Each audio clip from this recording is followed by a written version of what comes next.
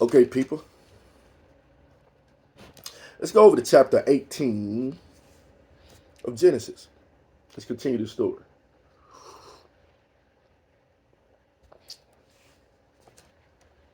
And the Lord appeared unto him in the plains of Mamre, and he sat in the tent door in the heat of the day. They said the Lord appeared to him. Who appeared to him? Come on now. We talked about this last week. I said, when you start reading the Old Testament, when you hear Lord, just remember who it is.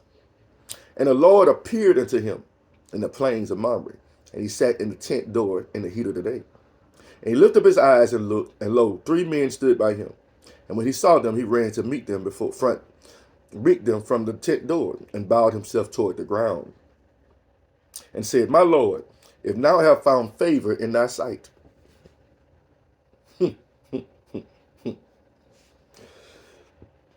I know my sheep. Have I found favor in thy sight? Pass not away, I pray thee, from thy servant. Never met this man a day in his life, but he knew it was the Lord. Let a little water, I pray you, be fetched, and wash your feet, and rest yourselves under the tree. And I will fetch a morsel of bread and comfort you your hearts, after that ye shall pass on. For therefore are you come to your servant. And they said, So do as thou hast said. Now remember, I did a video not too long ago. Be careful to entertain strangers. By doing so, some have entertained angels unaware. Think about Abraham. Now, these things happen to those that believe and follow God. They happen all the time. Still happen today. But the people who don't follow God, don't love God, would never even realize what's being said. As you did it to the least of them, you did it to me. And Abraham ran into the herd and fetched a calf tender and good, and gave it unto the young man. And he hasted to dress it. And he took butter and milk, and the calf which he had dressed, and set it before them. And he stood by them under the tree, and they did eat. And they said unto him, Where is Sarah thy wife? And he said, Behold, in the tent. He didn't even ask no question. He didn't be like, how they know my wife? He knew who it was. And he said, I will certainly return unto thee according to the time of life. And lo, Sarah thy wife shall have a son. And Sarah heard it in the tent door, which was behind him. Now Abraham and Sarah were old and well stricken in age, and it ceased to be with Sarah after the manner of women. Therefore Sarah laughed within herself, saying, After I am waxed old, shall I have pleasure, my Lord being old also? Now think about it. We always want to rush everything with God. I mean, this is aside from the message. But I just love that. People are like, man, if he ain't did it, he ain't going to do it. And that sometimes we lose faith like that. God may have told you something, just like he told Abraham, I'm going to make you a father of many nations. All right, this is going to take time, though. And when they were old, finally, the Lord's like, okay, I'm going to finally give you that child. But think about it. They were faithful, too. But God knew that. God knew Abraham was going to be faithful. Just like he know who his is. Now remember that they ain't going to take you. But anyway. And the Lord said to Abraham, now think about it. Really pay attention to who's saying this. And the Lord said it to Abraham, Wherefore did Sarah laugh, saying, Shall I have a sure to bear a child, which I'm old? Is anything too hard for the Lord? Is anything too hard for me? Did you get it? Is anything too hard for Jesus? At the time appointed, I will return unto thee, according to the time of life, and Sarah shall have a son. Then Sarah denied, saying, I laugh not, for she was afraid. And he said, Nay, but thou didst laugh. You do right to be afraid. And the men arose up. The fear of the Lord is beginning to understand it. And the men rose up from thence and looked toward Sodom, and Abraham went with them to bring them on the way. And the Lord said, and Jesus said, Shall I hide from Abraham that thing which I do? Seeing that Abraham shall surely become a great and mighty nation, and all the nations of the earth shall be blessed in him.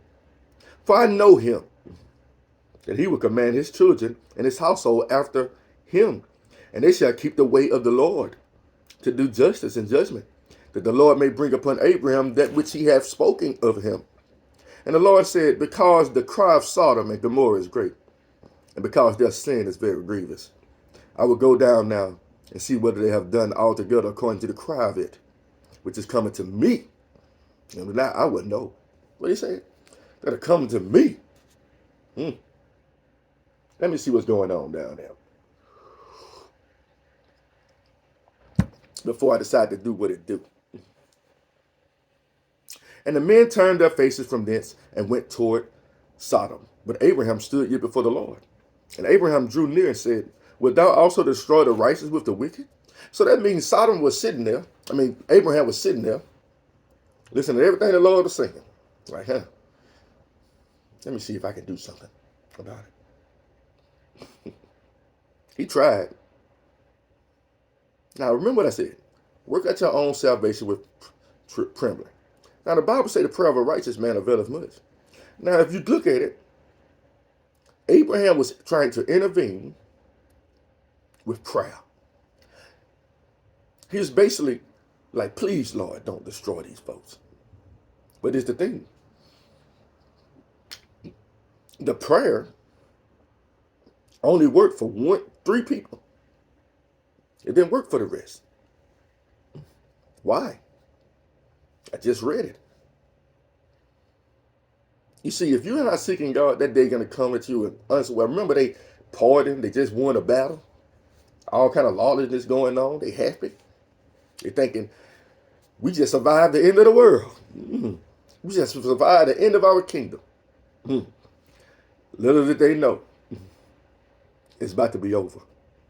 And guess what? A lot of people in this world are going to get caught slipping the same way. Peradventure there be 50 righteous within the city. Wilt thou also destroy and not spare the place for the 50 righteous that are therein? That be far from thee to do after this manner, to slay the righteous with the wicked. One thing about it, God is not going to slay the righteous with the wicked. And the righteous should be as the wicked. That be far from thee. Shall not the judge of all the earth do right? Who is the judge of all the earth? Jesus Christ. Now the Lord said, if I find in Sodom 50 righteous within the city, then I will spare all the place for their sake. And Abraham answered and said, behold now, I have taken upon me to speak unto the Lord, which am but dust and ashes. Peradventure there shall lack 5 of the 50 righteous. Wilt thou destroy all the city for lack of 5? And he said, if I find there 40 and 5, I will not destroy it. Golly, that city is big. I don't know how many people it were, but okay, 45, that's fine. And he spake unto him yet again and said, peradventure there shall be 40 found there. And he said, I will not do it for 40's sake. And he said unto him, oh, let not the Lord be angry. And I would speak, peradventure there shall 30 be found there. And he said, I will do it if I find 30 there. And he said, behold, now I have taken upon me to speak to the Lord. Peradventure there shall be 20 found there. And he said, I will not destroy it for 20's sake. And he said, oh, let not the Lord be angry.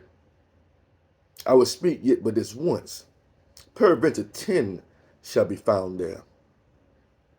And he said, I will not destroy it for the 10's sake.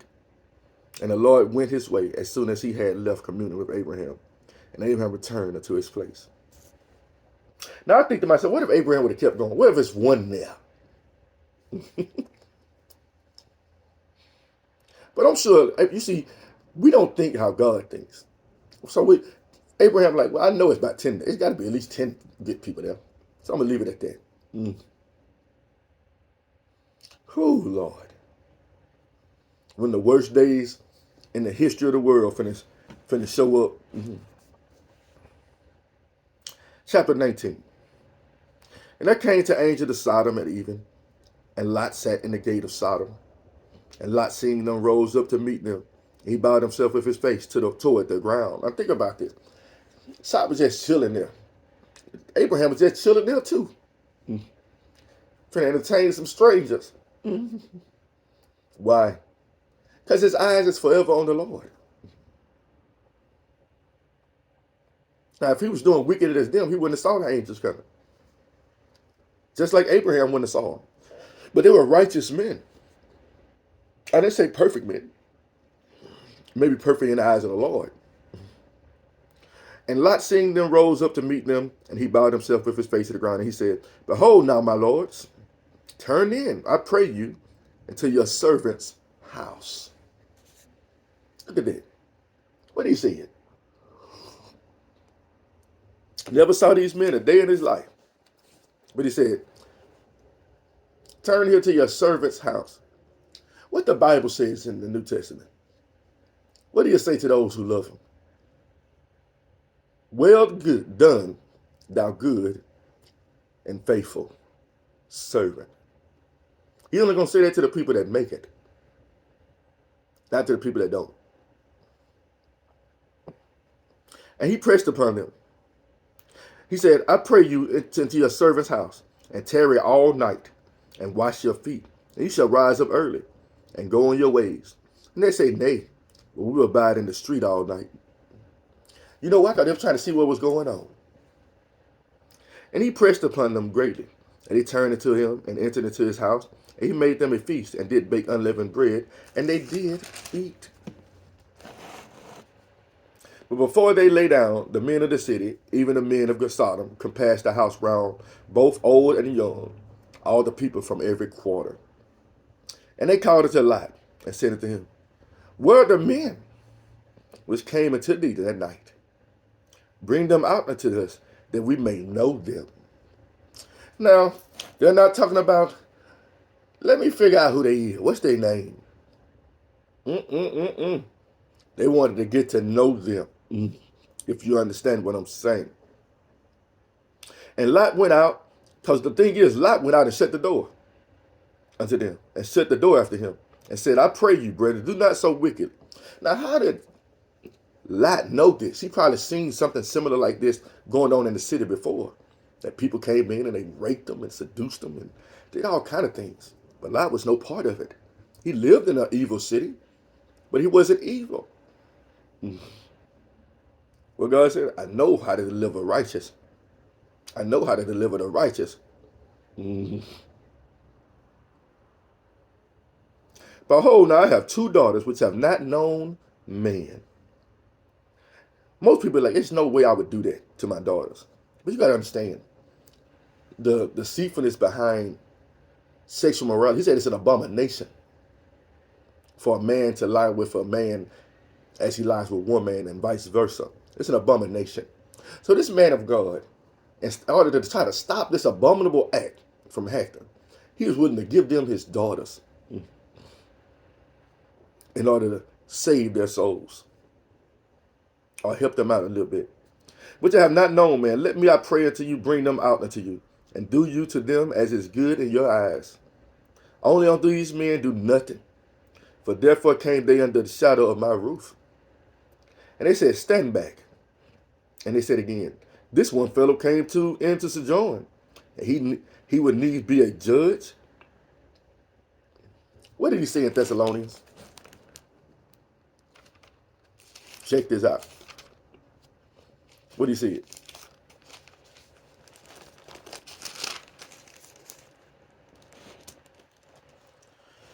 Chapter 5:14. Now we exhort you, brethren, warn them that are unruly.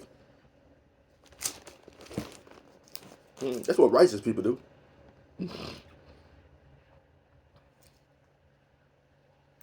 This one fellow came in to sojourn. He will needs be a judge. That's how they be. That's how people of the world be. They'll hate speech. You think you can judge us? No, I'm not judging you. Just warning you. Now we will deal worse with thee than with them. If the Lord be for you, who can be against you? And they pressed so upon the man even Lot, and came near to break the door. But the men put forth their hand and pulled Lot into the house to them, and shut the door.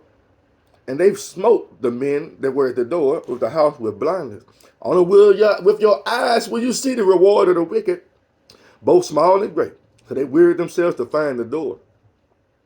And the men said unto Lot, hast thou here any besides? Now think about it. What was the question? He said, if it's 10 people there. So he asked Lot, hey, is there any people of good report around here? And the men said unto Lot, Hast thou here any besides son-in-law, and thy sons and thy daughters? And whatsoever thou hast in the city, bring them out of this place. For we will destroy this place, because the cry of them is waxing great before the face of the Lord. And the Lord hath sent us to destroy it. And Lot went out and spake unto his sons-in-laws, who had married his daughter, and said, Up, get you out of this place, for the Lord will destroy this city. But he seemed as one that mocked unto his sons-in-laws. He went to two people. Good Lord have mercy. Let me go make sure they okay. Let me see if they good. Let's see if they'll listen. Nope, they mocked him. So that drops the number back down. And when the morning arose, then the angels hastened Lot, saying, Arise, take thy wife, one, thy two daughters, two, which are here, lest thou be consumed in the iniquity of this city. That's 4 people. While he lingered, the men laid hold upon his hand, and upon the hand of his wife, and upon the hand of his 2 daughters, the Lord being merciful unto him. And they brought him forth, and set him without the city. And it came to pass, when he had brought them forth abroad, that he said, Escape for thy life. Look not behind thee, neither stay thou in all the plain. Escape to the mountain, lest thou be consumed. And Lot said to them, Oh, not so, my Lord. Behold, now thy servant hath found grace in thy sight, and thou hast magnified thy mercy, which thou hast shown unto me in saving my life. And I cannot escape to the mountain, lest some evil take me, and I die. That's why sometimes we need to listen to the Lord. No, let me say that. All the time, we need to listen to the Lord and what he says. Now think about what he was trying to escape evil. I cannot escape to the mountain, lest some evil take me and I die. You should have listened. Behold, now this city is near to Philip, and it is a little one. Oh, let me escape thither. It's not a little one, and my soul shall live. And he said to him, See, I have accepted thee concerning this thing also, that I will not overthrow this city for the which thou hast spoken. Haste thee, escape thither, for cannot do anything till thou be come thither. Therefore the name of the city was called Zoar. Now check that out. He said, I come to set the captives free. God is not going to do anything until he take his people back. And look it around now. Y'all better be getting ready. When he take his people back, then the world going to look and be like, whoa, I should have listened. But it's going to be too late. Then the Antichrist is going to come, the mark of the beast, all this other stuff going to come behind it. But his people are going to be gone. He's going to take them before the evil comes. Deliver us from evil, says the Lord's Prayer. The sun was risen upon the earth when Lot entered into Zoar. Then the Lord rained upon Sodom and upon Gomorrah brimstone and fire from the Lord of heaven. And he overthrew all those cities, and all the plain, and all the inhabitants of the cities, and that which grew upon the ground. But his wife looked back from behind him, and she became a pillar of salt. Her heart was not right with the Lord. Some of us are going to be leaving family and loved ones behind.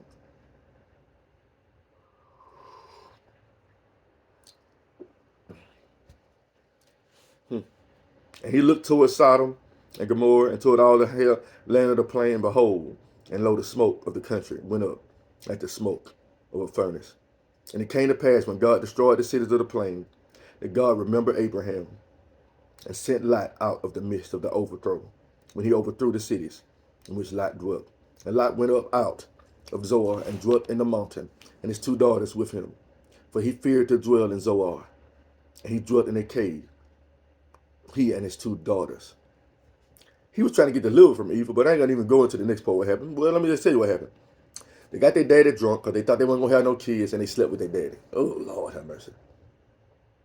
It is what it is. It's some messed up stuff that happens in this Bible. But if he would have listened and went where, that would have never happened. You see, imagine witnessing something like that. You think the world is over.